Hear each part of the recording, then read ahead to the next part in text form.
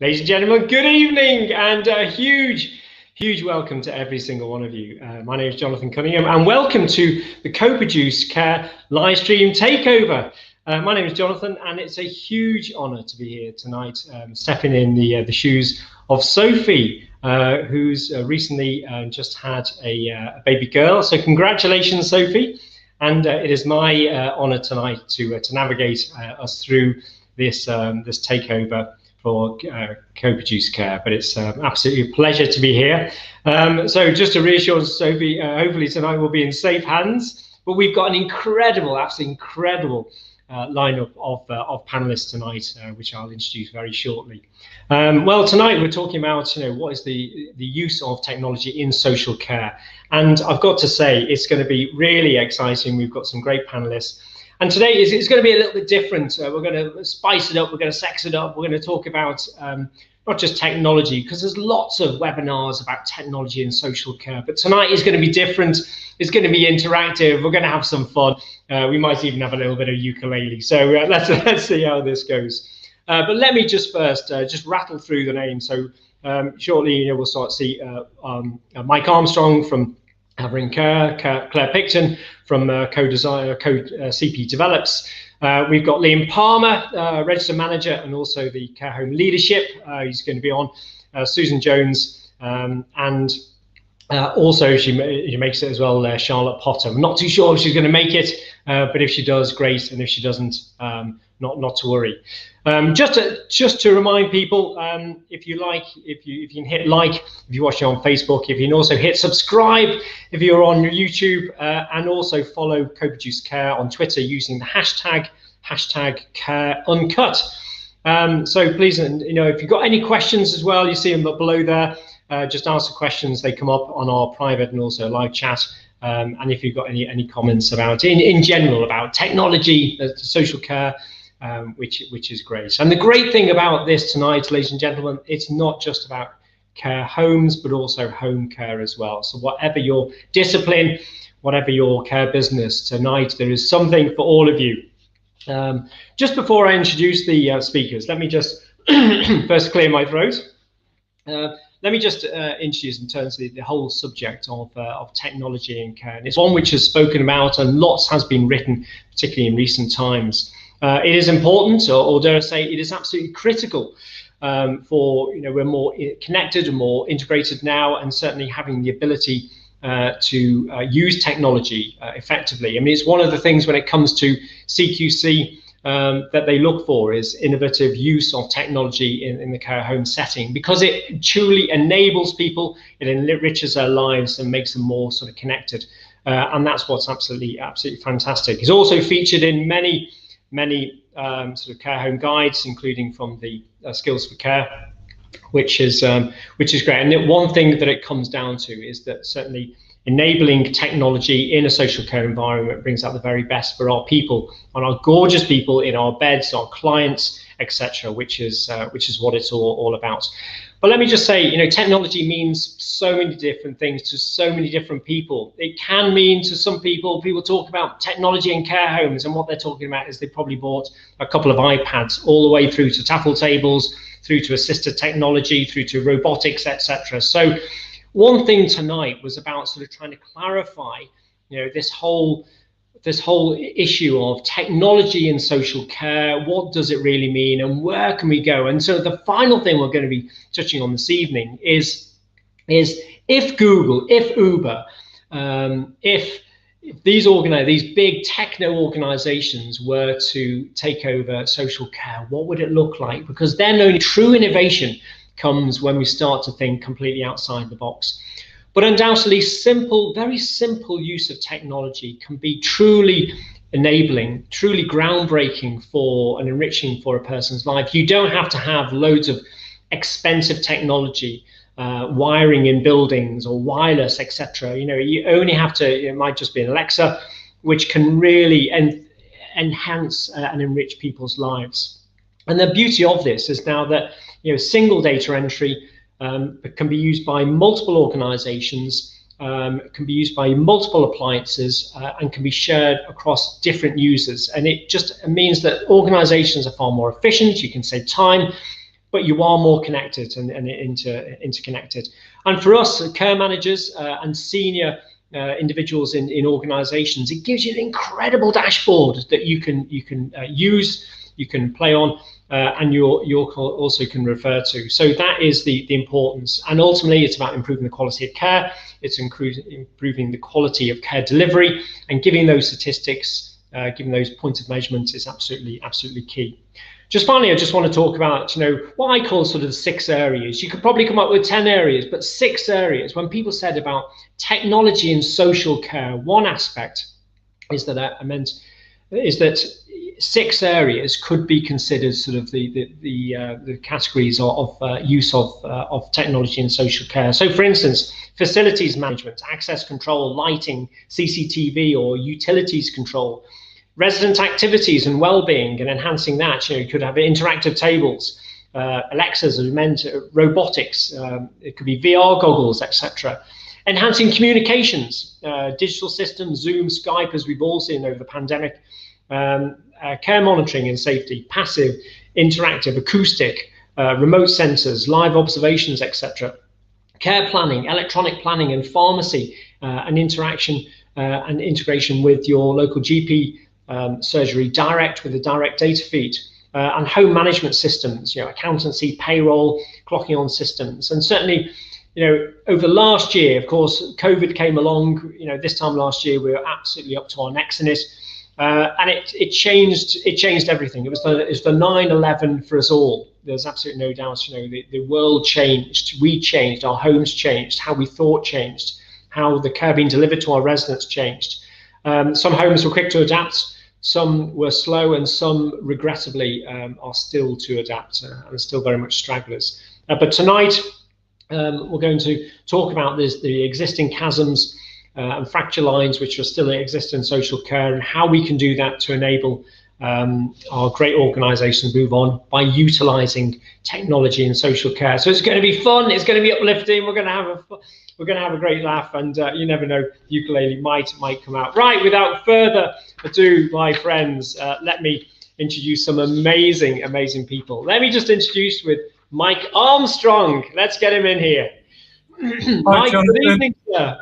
Let me do a quick few words on Mike. Good to see you, my friend. Well, Mike is a managing director of Havering Care Homes, providing nursing care to the elderly. He was at the forefront of introducing Freebris, and he's going to talk about Freebris tonight. I think he's already got a sale, because I was really interested in this, which is remote monitoring, both in his own organisation and in northeast London. And he's working alongside the NHS X team to support care homes to complete their own sort of digital compliance. The great thing I love about Mike is not only is this piece of furniture behind his head, which I'm just wondering, do you have anything in it there, Mike? It just seems like an empty cupboard.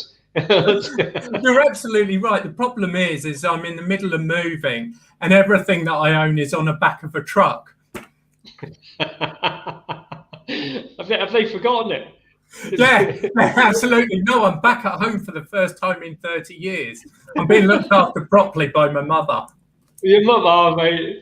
Here's me sorting mother's cupboard, a cabinet. You should have some drinks in there. Anyway, lovely to see you. The great thing about Mike, he comes out, he said the only thing about technology, technology must save time and improve quality. Absolutely, it was brilliant. So Mike, lovely to see you here, my friend. Hopefully I haven't insulted your mother too much, but great to see you. Right, let's bring in Claire Picton. Let's get her into the studio. Good evening, Jonathan. Hi, Mike. How are you? I'm good, thank you. Lovely to see you. I've got a few notes on our Claire. Let me start by saying, it builds up to this, that she's good. I said, I want some other notes on you. She said, well, I'm good with a soldering iron. And she bought a Commodore PET computer. Do you remember those? A kit. And she started to assemble it. Absolutely brilliant. But she's a nurse consultant in practice development at St. Mary's Convent and Nursing Home in Chiswick, director and leader of the Intuitive Nurses Coach at CP Develops. And she's an amazing coach, amazing consultant, and she goes out doing some amazing stuff with her experience, as a practitioner nurse, which is great, and being moved into the care home sector in 2015. And you love co-steering. I mean, this is a real adrenaline junkie. Tell me about that. Yeah. Oh, well, when I get on the top of the cliff, I feel like I need to jump in. So my husband discovered co-steering, which is essentially you get all the kit, but then you can jump in from the top of a cliff. So I have to say, presented with the cliff and the ability to jump in, it took me about 15 minutes, but hey, I did it. And yeah, you just scramble over the coastline and swim, bob about, and a buoyancy aid, and jump off rocks as tall as the guides will let you. So I didn't actually go that tall. I chickened out a little bit, but it was we did it a couple of times. It's an amazing experience. Fantastic. Have you ever done canyoning? No. Where you slide down. That's if you go to Lake District. That is just brilliant. You actually follow a water course down, and you're jumping in plunge pools, and that is just, you'd love it. If you love that. Oh, wow. Yeah. Then you love that. Well, look, it's lovely to see you here tonight, Claire, and welcome. We'll hear lots from you and your Commodore 64 later. Susan Jones, where are you, Susan? Come on in. Come on, here she is. Susan had me on one of her. She runs an amazing consultancy, Thoughts Become Things, which I thought is fabulous name of an organisation. So where'd you get that name from? Because I think it's absolutely brilliant, Sue. Thank you. It was actually from I was on a leadership training course, and a video was played by Mike Dooley, and he introduced the concept of thoughts become things. And at that point, I thought to myself, I need to start my own business. So that is why I named it Thoughts Become Things. Brilliant. A huge round of applause for us. That is fabulous. If anybody wants to watch it on YouTube, Mike Dooley, Thoughts Become Things. It's a really good little short clip. Great. Yeah, well, thank you for that. Well, there you go. She's already set up care consultancy. And the great thing about Sue is that she focuses on home care, but also does have other clients, but home care. So tonight isn't just about care homes. It's about home care. So whatever your care business or about care clients, and there's something here for all of us, for us tonight. And she says, she's got a great relationship with technology. She's got several friends and companies that she works very closely alongside in order to implement these things in the home care, very much assisted technology domain in the home environment. So really looking forward to what you've got to say, because I don't know any of that world. It's just assistive technology is absolutely critical now in home care, and you've really got to be thinking about that if you want to stay ahead of the game. And it's not just draw cords, is it? No, it's all sorts of things, tablets and everything, as innovative as you like. Brilliant. And she loves, and I'm not going to steal your thunder, but she links technology with Maslow's hierarchy of needs. Boom. We're not messing around with food. That is fantastic. And finally, I was going to say the best to last. You must be joking. It's Liam Palmer. Liam, come on in. Hi, Jonathan. How you doing, sir? I feel we're your warmer fact mate. Oh, God, no, not at all. Liam, lovely to see you. And for those of you that, he's very much a superstar when it comes to podcasts, when it comes to, I don't know how where have you got the time, my friend? You've got 3 books out there. One of them, which I thought is just, one is So You Want to Be a CQC Registered Care Home Manager. I thought if there's ever a title which absolutely is on point, then there's no mistaking, that's the book. So that's great. And you've got another one which has just come out. So what's that one? Yeah, no, that's the most recent one. The 2 earlier ones. Right, okay.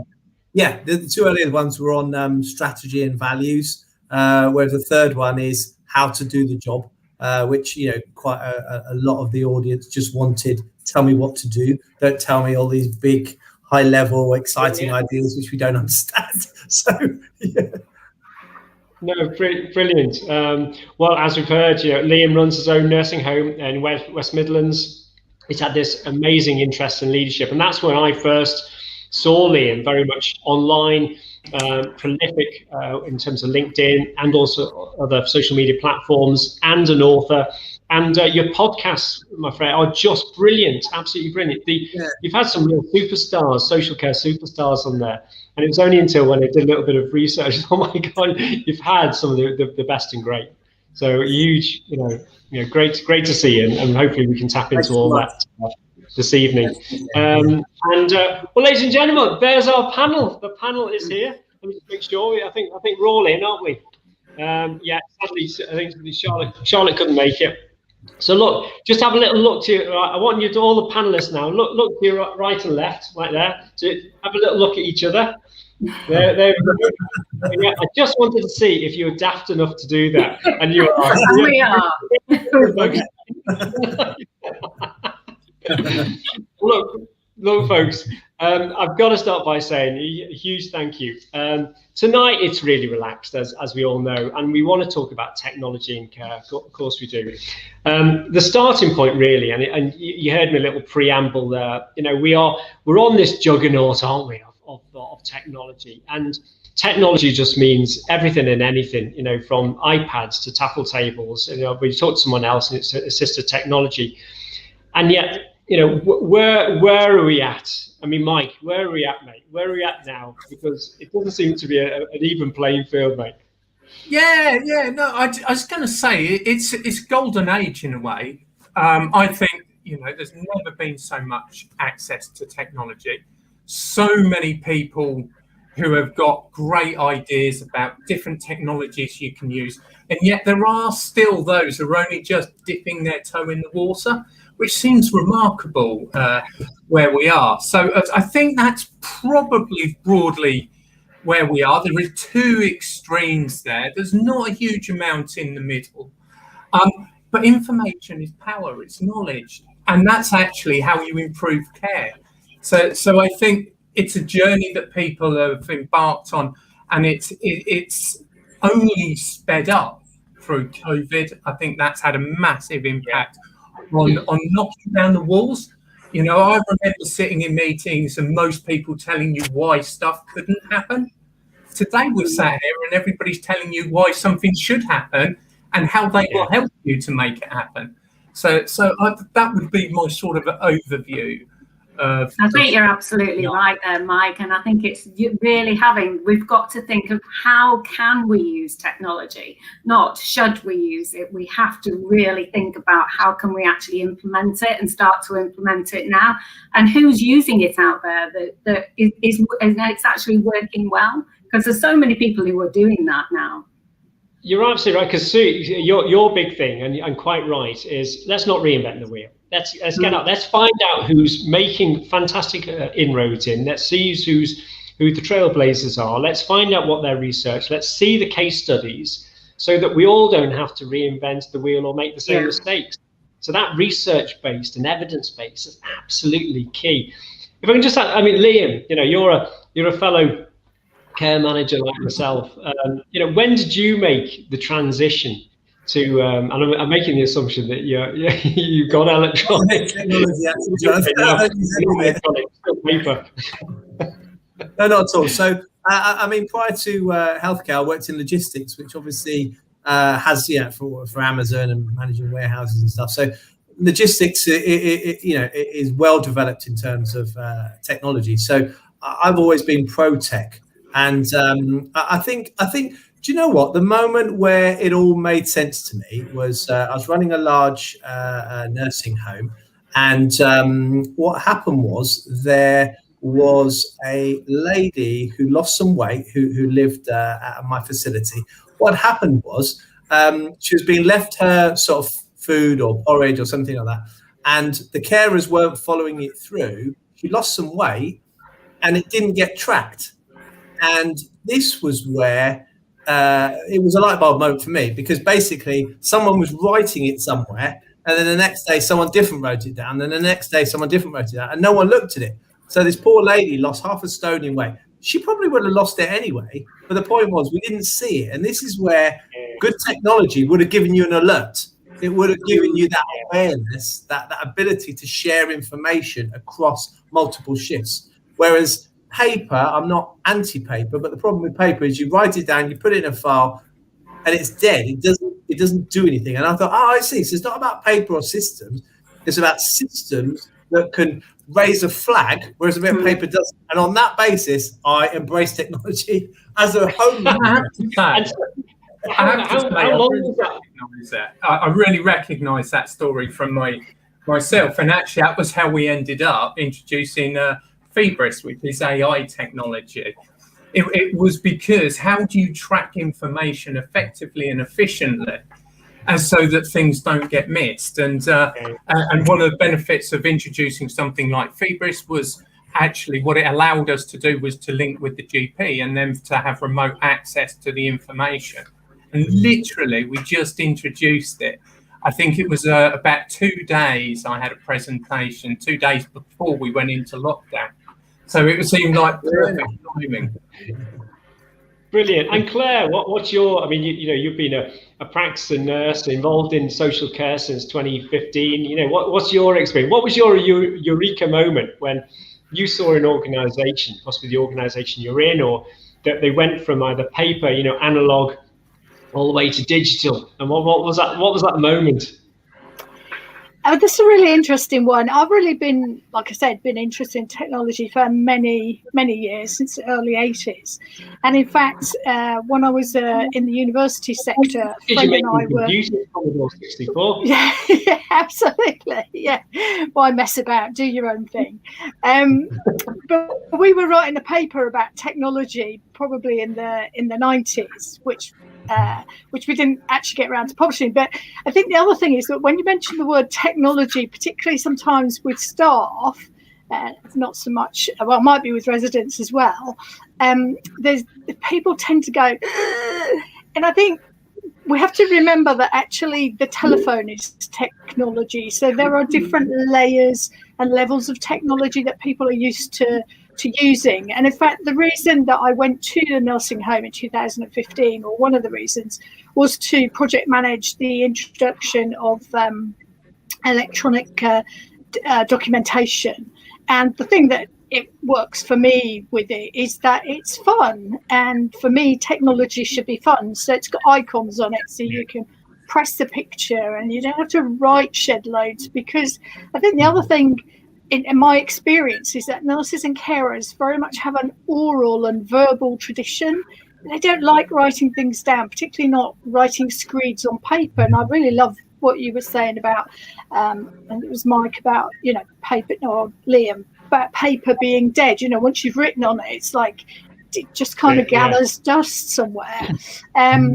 So the other thing that I really love is speech to text, and my book that I've written about nursery validation, most of that I did speech to text because it's so much quicker to talk something than it is to actually write it down. So I think that's there's lots of little nuances that can really help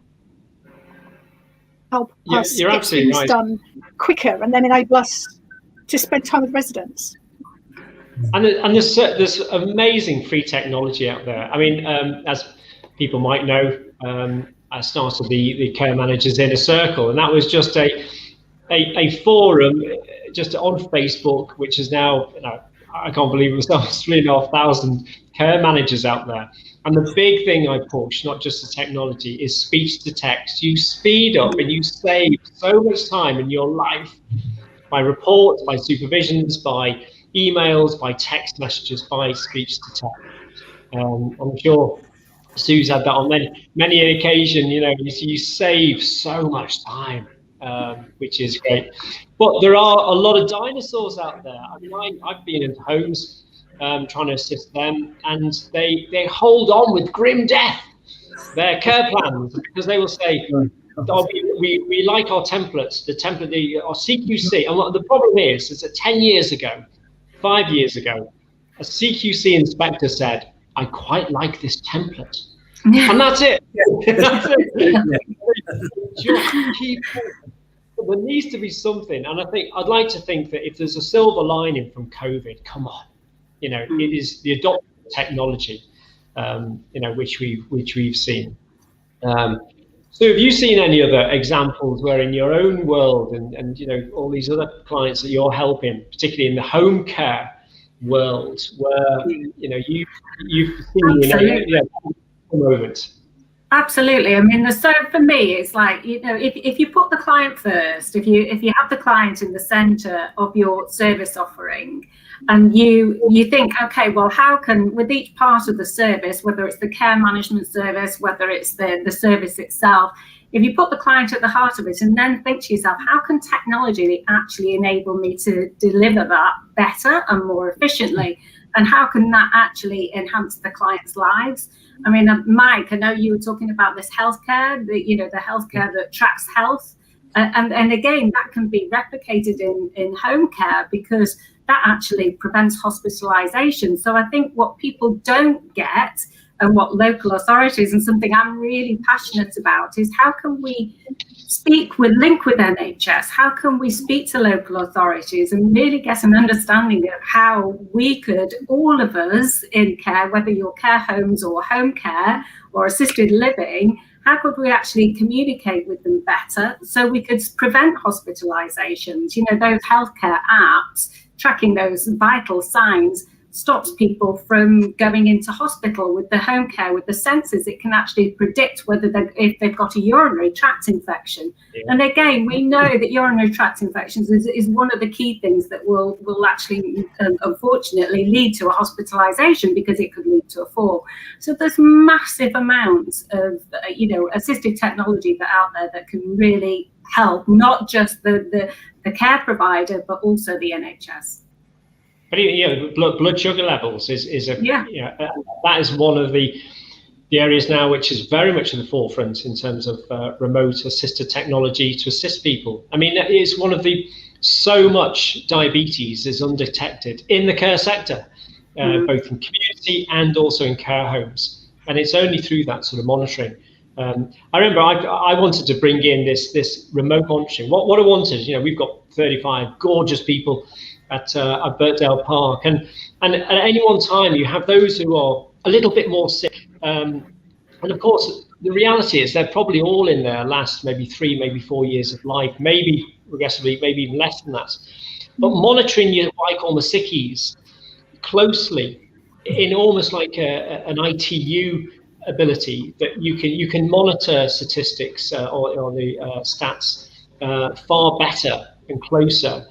Respiratory rates, temperature, blood sugar levels, oxygen saturation levels, those sort of things. I remember one supplier getting in touch and they said, we can do pulse, but of course they hadn't anticipated that most of our beds are airflow mattresses, so you can't do that on a bed frame because you've got airflow mattresses, which is vibrating all the time. But that's where it's going, and that's what's so exciting. Liam, on your side, I mean, you've interviewed some great, the great and good when it comes to this sort of world of technology. And once again, I think it's only by having these discussions and debates where you really can start to move the agenda on. But who have you sort of spoken to that has been quite instrumental in your little journey of technology? Yeah, I mean, I think there's a lot of people, stakeholders and influencers kind of at the top of the process, if you will, kind of evangelizing about, all the good things that digital tech can do. But then there's a middle bit, which is a little bit undefined, which is what are like you said, what are the main categories that are there? And then within that, which are the established technologies that are safe and good and tried? And then within that, which are the suppliers that we can trust? So it's just, I liken it to, I went to the car museum in Solihull, which is a back of Jaguar or something, and they got all these old cars and stuff. But the point was, in the sort of, I think it was the early 1900s, basically every other garage was making cars. So there was all these just sort of random brands. Let's have a go. Let's just create something. And eventually they converged to create a smaller number of brands. So I kind of look at the social You're quite right. landscape as, let's have a go. Here's a problem. technology, brilliant, And then it's quite interesting because everyone who's come up with a solution, and by the way, I've had quite a few demos on software. There's some amazing technology. There's some amazing technology, but I think part of the difficulty, apart from it's an evolving, emerging market, if you will, is for the people who make the technology to say, right, what's your problem? Great. Right, this is the solution. And this is the best that's out there. Are you sure you're not biased? You're the owner? So I think as well, there's a really important thing about being willing to try things, like you're talking about the cars, etc. The thing is you've got to be willing to give it a go, to step up, give it a bash. Great example. I remember about 9-10 years ago introducing an email system and thinking this was the solution. However, it seemed a great idea at the time, but the problem was it didn't do opening and closing stocks, so it was actually a nightmare. You do it now, and we went. I stayed away from it for the following 8 years, and now there's a plethora of great systems out there which you can use, and we've now identified one which we wanted to go with. We introduced it in October. Right. Completely different experience, because obviously it's the difference being right at the front of the queue. But as a small provider, one of the benefits of being at the front of the queue is you've got more chance of influencing the product that you're purchasing. Whereas if later down the line, the risk is always that you're just buying off the shelf, because obviously you've got we had that. It was 2 years ago. I was absolutely determined. I knew I'd been putting off, like so many care managers, so many registered managers. I've been putting off going electronic, and everyone said, "Oh, Jonathan, but we've got a good reputation with CQC. They like our care plans." And of course, it's like this mystic world of care plans, And I thought, well, I better not. If it's not broken, let's just leave it. And then I just knew I had to bite the bullet. I just thought, I've got it. I can't put it off any longer. And I remember one time, and we trialed 4 systems, no more than that, 4 systems. And we had the usual sales pitch that came in, because a lot of people watching tonight will be thinking, we're thinking about going electronic. How do you go about it? And again, you've got to do your own research. You've got to do your own research. You've got to do your own homework, but you've got to do your homework. And we went with 4 companies, and I said, right, you've got 1 hour, so send me over your stuff. I just emailed it over. I said, you've got 1 hour to come on site. And normally we do it over 3 hours. No, 1 hour is that's it. You show me you show me your finest wares, and then give it to the staff, and it will be the staff that will ultimately decide. And we actually went with PCS. And again, there's lots of other brands out there, but we went with PCS because the staff liked it. They liked it. They liked the interface. They just liked it. And I'm absolutely delighted, because the implementation, to show you another example, there's another care home that I did some work for, and the other care home did not implement it. It was decided by the owner, who decided, we're just going to have this. And it was implemented, and it absolutely fell on its face. It was so clunky. So, the proof is the implementation. That's the real test, not which looks the best or the cheapest. Because in the long run, you pay a fortune. And you do, and it's a massive decision. There is no doubt that's a massive change management system process that care businesses go through. And for me, it's like, well, it has to be easily. Can that piece of software integrate easily with other software? Because what happens is that when you get that software, ultimately something new will come along. Now, if that particular software won't talk, or that particular company doesn't like talking to another company, that makes it really hard then to move away. So it's that those are the, it's almost, what are the top tips that you would give to the people out there? I think the other thing. Sorry, I think the other thing that Mike was saying, which is crucial, is actually about people in social care sector who have been doing it for however long, actually getting in there with the companies and influencing how they produce stuff because I love PCS, but actually they haven't had a huge amount of clinical input. So to me, it's one of the things that's really important is to make sure that there is clinical input so that these systems actually are meeting the needs of the residents, but also the staff, because unless the staff are on board, you don't have a hope. You don't have a hope of them using it. And it's got to be top down. I mean, fortunately, someone said to me, "How did you implement the electronification?" And I said, "I got them in. We did the training session, and I turned to the staff. I remember this now. I turned to the staff and they said, 'Oh, Jonathan, when are we going to go electronic?' And I looked at my watch and I said, at 8 o'clock tomorrow morning."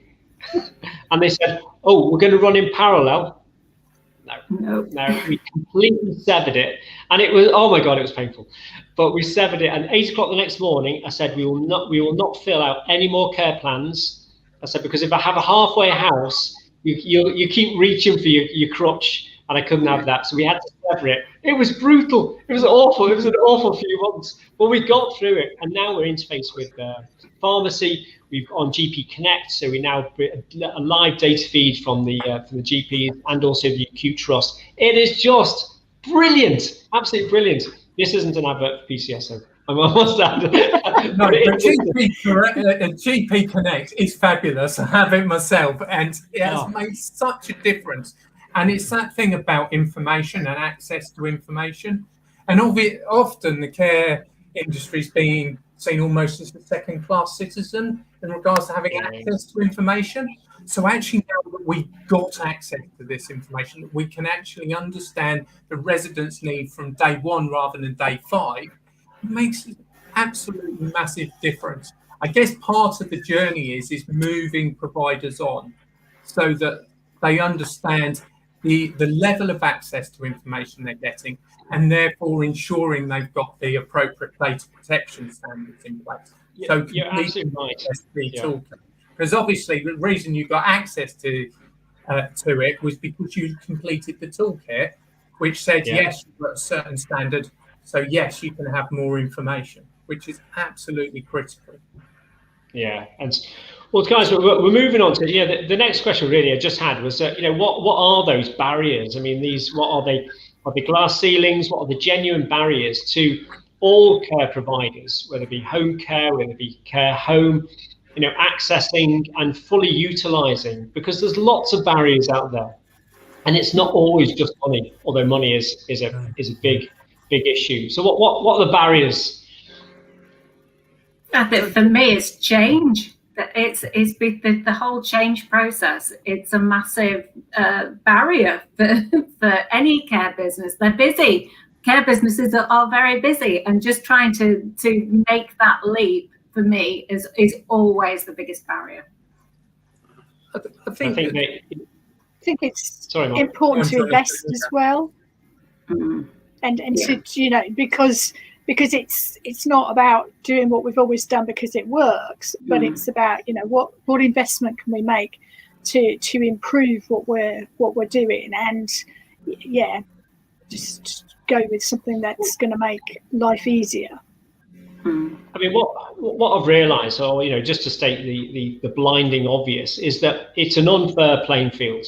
It doesn't matter, you've got the likes of your Liams and your Mikes out there who are absolutely smashing it with just, if it smells of technology like a magpie, I want it in, which is great. That's it. There's a driving force, there's attitude. It comes from the top down. It's leadership based, bang, but there is a very uneven playing field out there. And you've got some providers, as we know, who will go kicking and screaming for their very own good, justifiable reasons not to adopt or not to start embarking on this yellow brick road of technology. Now, in the early 80s, to give you an idea, because this is about housing stock in UK isn't great. I think inner city housing stock is not great. But there were areas of private inner city housing stock, and the only way they could possibly improve the stock was to do envelope schemes where they basically got all the stock and they just said, right, we're going to put a new roof, and we're going to do the front faces, and we're going to do the front elevations of these houses, and we're going to pay for that through the public purse. And I think that's the only way you are generally going to move the whole of social care by almost like an envelope scheme for social care. There has to be a benchmark of investment that brings everyone up. It brings the bottom up to a minimum standard of digitalisation, whatever that might be. Yeah, so digital budget. And one of the things certainly I hear talking to care providers is often the infrastructure is a challenge, and particularly around the internet. So they'll often have internet in their home, but the speed of it, depending on the rural setting, etc., can be really quite challenging. The extremities of the building can be a real challenge because often they're on multiple floors. So it is something that I think, as you say, Jonathan, really needs, if you like, governmental support with us, working together with them, as we have done over the last year, taking away the barriers to stop the change. And then I think the other thing is actually having people, when you work for a small organisation, often it's quite difficult to have people to knock ideas around with. So it's always about collaborating and looking at somebody to talk to share with. I mean, I'm chairman of the Labour and Care Association, and the providers come together there, and the whole Fibris idea came out of the home care, actually, the Lodge Group who tried a system, and they were talking about it. I'm like, I really like that idea. So it's about having that opportunity to have people just to bash off. But it's only a matter of time. You look at the way that CQC is now, the whole change in the inspection regime. It's more hands-off, it's more risk-based, it's more intelligent-led than ever before. They claimed that was 2 years ago, 3 years ago, but now it really is intelligence-led because they just haven't got the resources or time to be inspecting comprehensive inspections every year. They just don't have the time to do that now. So it is more remote. The essential framework, the ESF inspections that went on during the pandemic really highlighted those providers that were able to say, look, I can send you all this information because it's all electronic to me. And those providers that just had paper-based, to give you an idea of a real enablement for us, was that our DOLS assessments by the local psychiatric team were still facilitated because I gave them access to the personal centre software system. They'd never seen anything like that before. We had the vaccinations on site. The army came in only this time last week. They had 10 they had 10 shots still left, and that was it. And I had 10 new residents in, and they said, we can't do them. We haven't got their records. And I said, I've got a direct feed from GP Connect, and I can show you that now. He was absolutely gobsmacked. He could not believe what he was seeing. And he said, only because you've got that means now I can vaccinate these people. He'd never seen anything like it. So, it's so Sue, on your side, what are the big barriers, or are they same barriers on the home care side? It is. I think, you talked about care plans and talked about the speech assist, when you can care plans, we know that takes a huge amount of time from people, but the time saving, if you implement and you're doing that text to speech, and you're actually transitioning but putting those words in rather than, you're speaking the word rather than writing the words, it's just huge saving.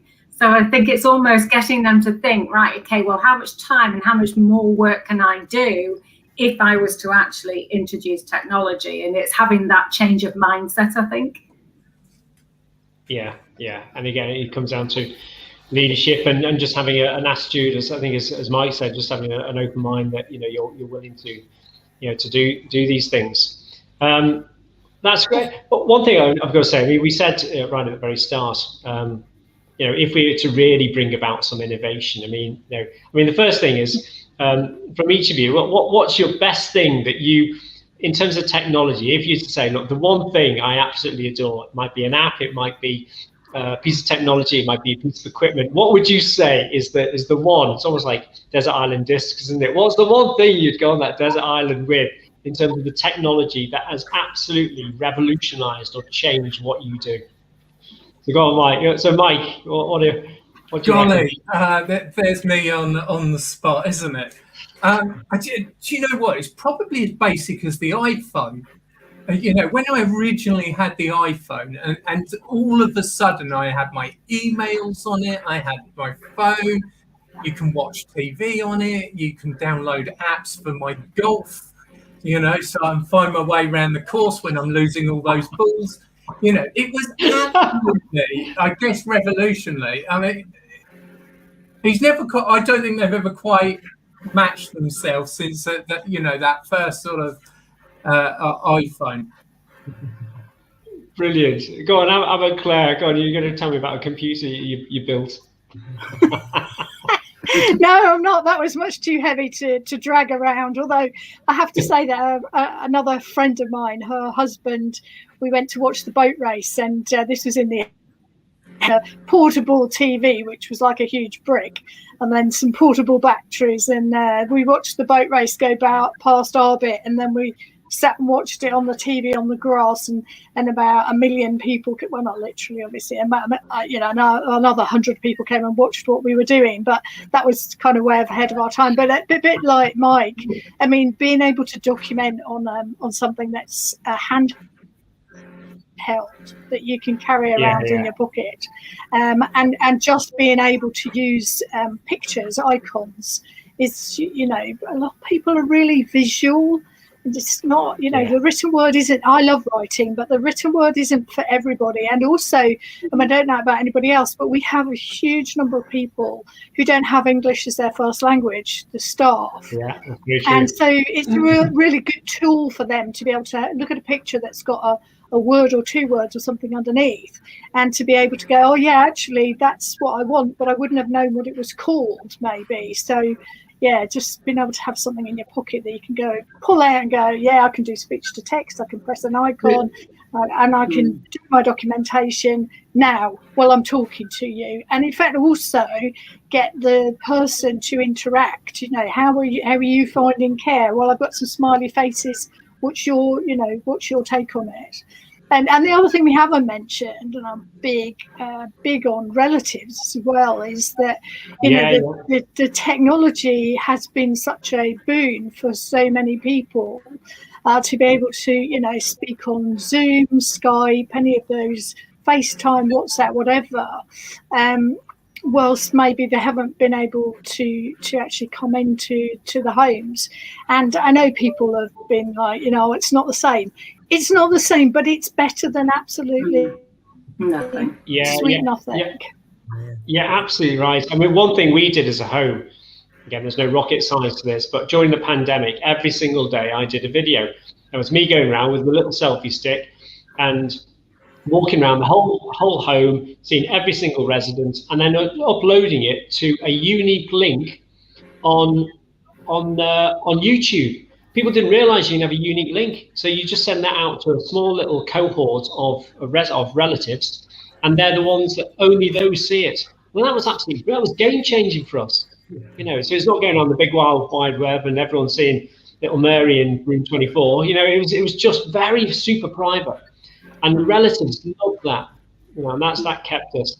Can you all remember? I've got to ask you. Can you all remember the first time you saw a mobile phone?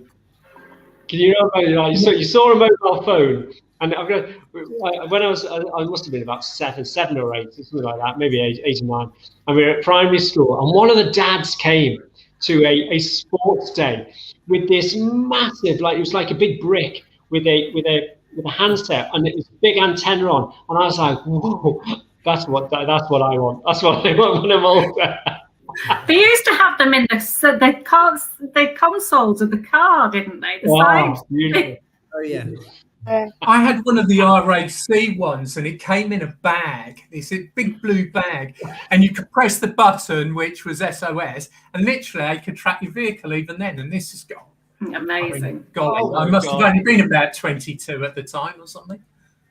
No, mine is really old technology, but I love my Fitbit, and I've got it's not a modern Fitbit at all, but I love it.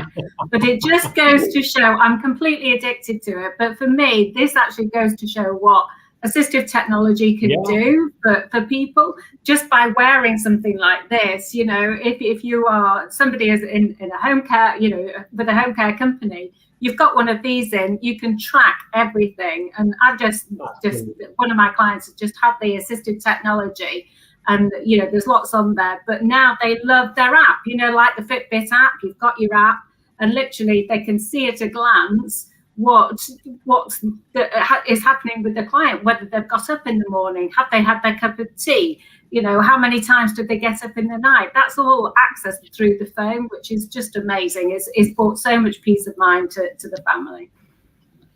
I mean, that is brilliant.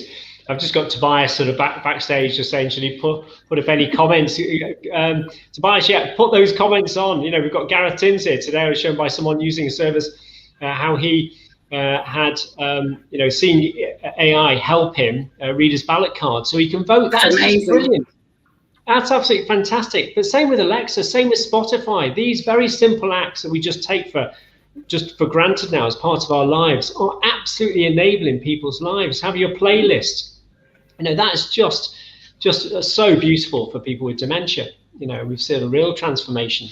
So yeah, Tobias, if there's any in the background, and just as we start to unfortunately wrap up, it's been great tonight. Let me just start. You know, if Google, if Amazon, if Uber was to be in charge, it was to design social care, what would it look like? And there's a very good reason why I asked that. Is if you genuinely want to see innovation in a system, if you want to see genuine innovation in a society, then get someone else out of that society who has nothing to do with social care. Bring them into your world and say, ask me the uncomfortable questions. Why do you do that? Why do you do the following? And that's what we'd get if we got someone who, you know, was in Amazon, was an Uber, would say, you don't know where your care is. I mean, in home care is very different now with GPS and everything else, but it moves a long way now. So we've got to be crazy now. What would it look like? Oh wow! Any ideas?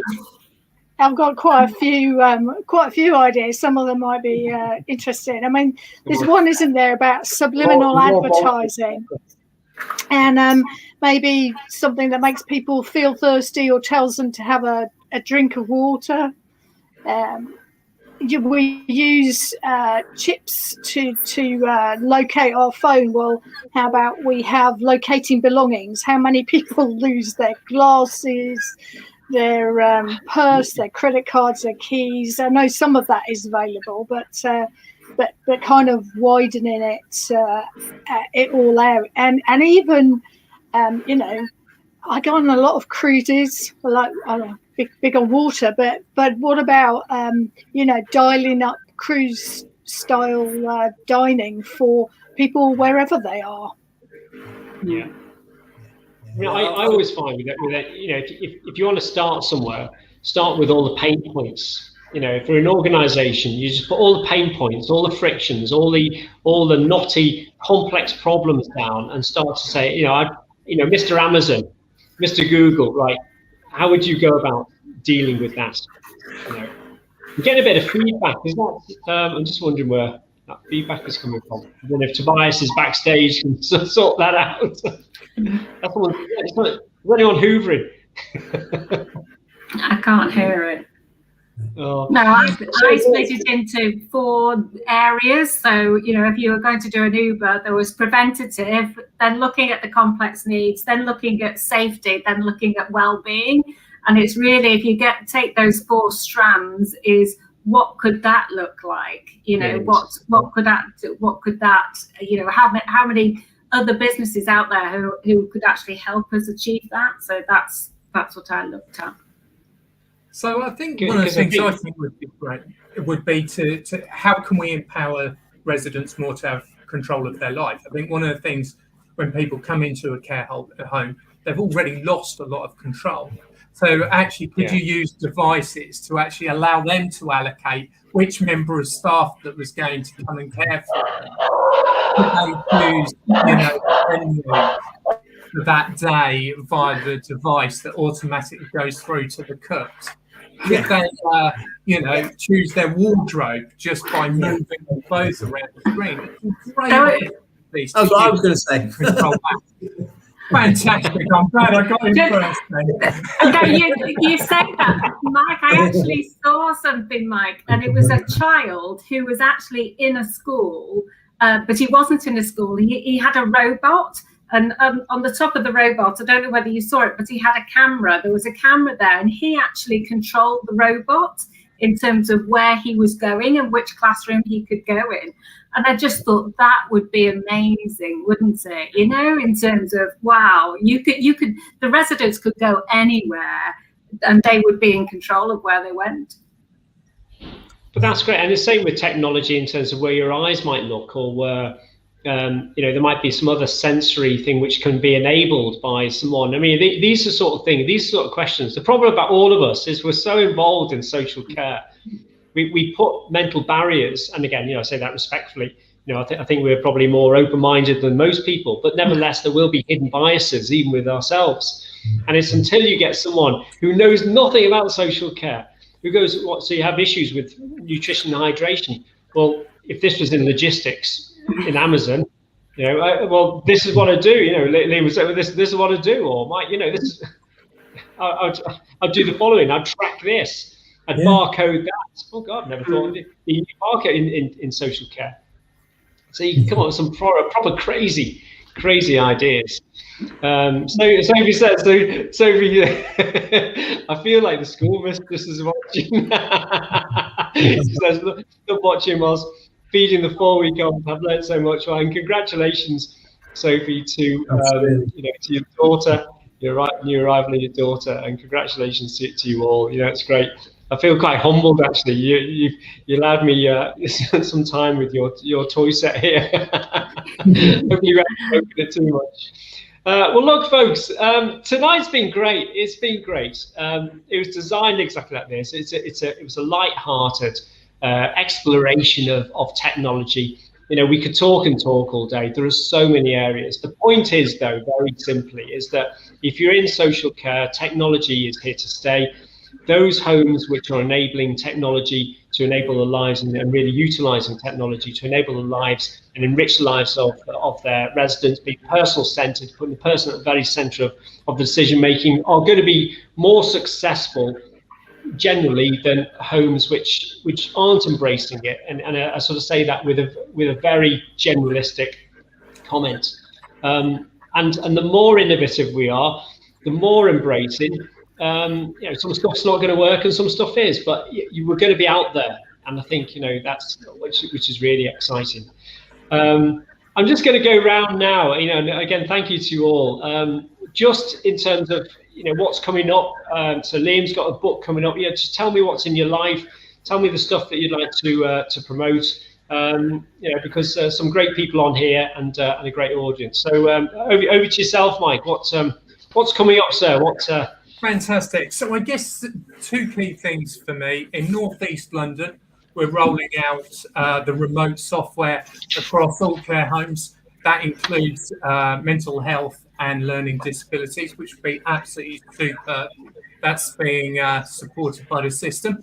The second thing is I'm working across London to support care homes to complete the DSP toolkit, so that they can make sure they're GDPR compliant, that they can get access to the tools that we've talked about today. There's some great technologies out there, but we need to ensure that the information is safe and secure. And so that's the 3 things I'm working on currently. Brilliant, mate. Well, it's been lovely seeing you tonight, and give your mum a big hug and say, look, you didn't mean that about you, but you're in the background. She'll probably be glad when the house sale's complete. Oh, great. Liam, my friend. So go on, sir. Plug your book.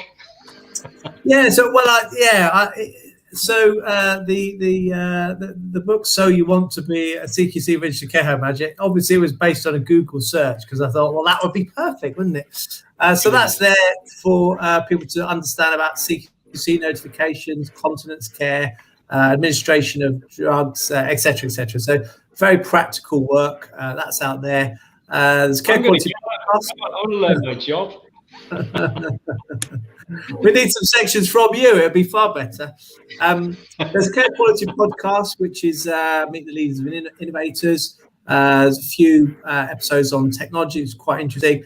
In my day job, I'm putting in 5 layers of technology. I think I need about 7 or 8 now, listening to you other guys. And I'm on the 3rd one. So I put in finance software, and I've put in an enhanced nurse call. And the next layer is care monitoring. So I'm using that to sort of modernize and improve this home in one step. So that's what's interesting for me right now. Brilliant. I've got to say, all of you, it's only through listening to other people do you become so inspired, because we're in such our own little worlds. We're all head down. We're all doing but until, Liam, you're talking about different layers, and I just think this is just brilliant, because if you're like-minded, I want to know what you know. I want to know what you're putting in so that I can put it in, because that's where we want to be, So this is brilliant. And I'd love to have you on the care manager or the care managers in a circle as well, just to talk this. And how do you go about writing a book? So, mate, good to see you. Thank you so much. Thank you. Thank you once again, Sue Jones. How you doing? To be honest with you, what I'm doing at the moment is building up the service that I've got. And again, I don't sell the service. This is just a company that I work with because I trust them. But they have, and again, I think it's really important for people, if they are thinking about technologies, making sure that they have what's called is an eco hub. So if you have an eco hub, it's a centralization that allows care companies, care businesses to attach different devices within it and different services, and they've all been checked out. So not only that, because they provide the 24-hour support line and also have a response service as well. So it's just thinking, if you are thinking about setting up this technology, just ask the question, is that do they actually have the facility to plug in other technology and other devices? And if not, why not? Brilliant. And that's a brilliant piece of advice. There was one question there. It says, does using more technology improve CQC rating? And I would say, if you do it right, absolutely. But you have to get the team involved. You have to get engaged staff. And you all know this. It can do, but you do as long as you do it in the right way. You're quite right. And shamefully, I've been on the wrong chat. I thought there's not much chat coming in here. I've been on private chat. I'm just thinking, how do you know that someone mentioned that? Anyway, I've just found it now. So to Gareth Timms, who's been putting some cracking stuff on here tonight, Coproduce Care. Well done for all these comments. I've now discovered. So let me say, Gareth Timms, you said, collaboration should not just be between organisations, but also the people using the services. Absolutely. Brilliant point. He also said, today I was shown by, we went through that. And a Coproduce, just the technology, you just answered that. Yeah, it does help your CQC rating. It means you're innovative, you're out there, you're a progressive provider, you're not a dinosaur, a laggard.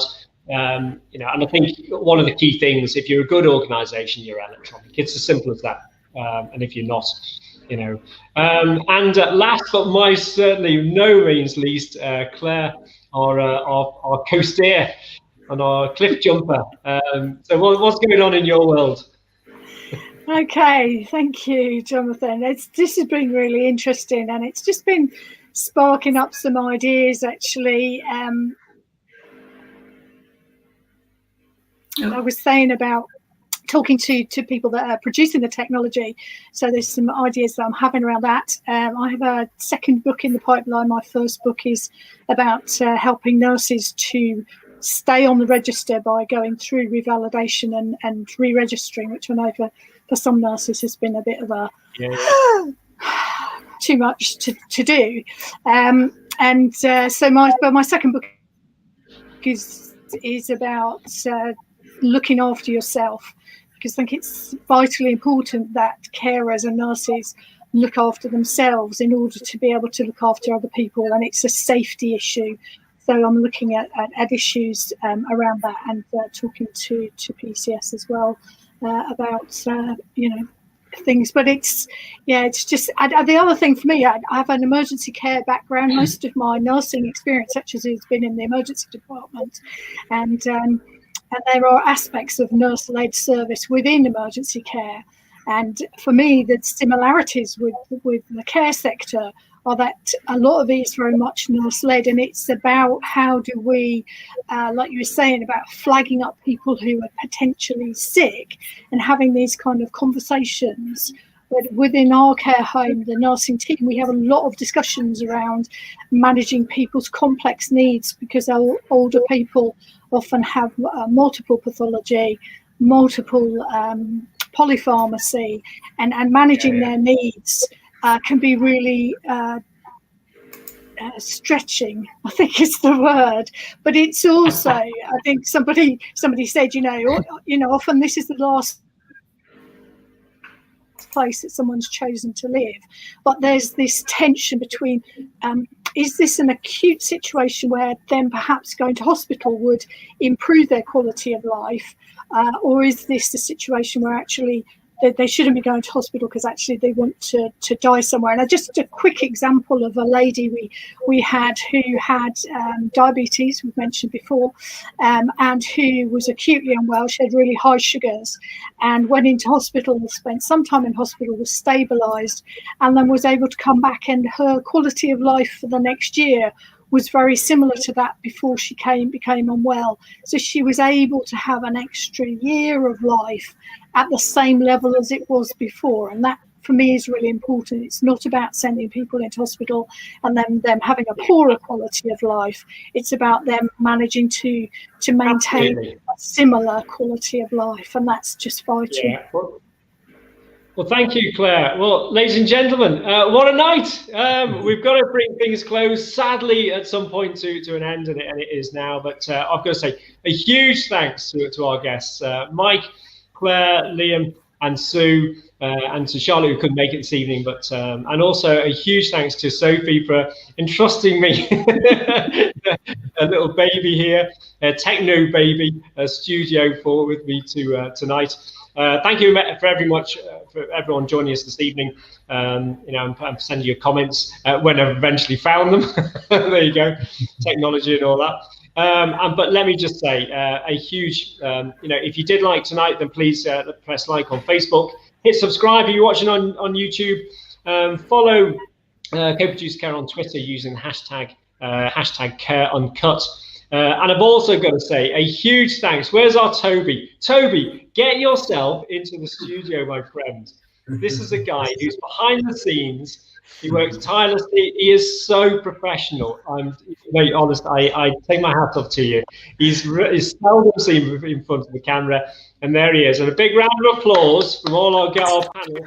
Our Toby, it's a cracking job. And also to Arnie King, and also Koresha Stevenson, who are working the social media, pumping stuff out into that magic space and doing all sorts of stuff on platforms that I have no idea about, flashing banners up and all that sort of stuff, and having virtual parties with themselves or whatever. Anyway, it's great. Thank you so much. Thank you all. That concludes the end, and thank you from Coproduce Care. Thank you very much. Thank you. Thanks. Bye.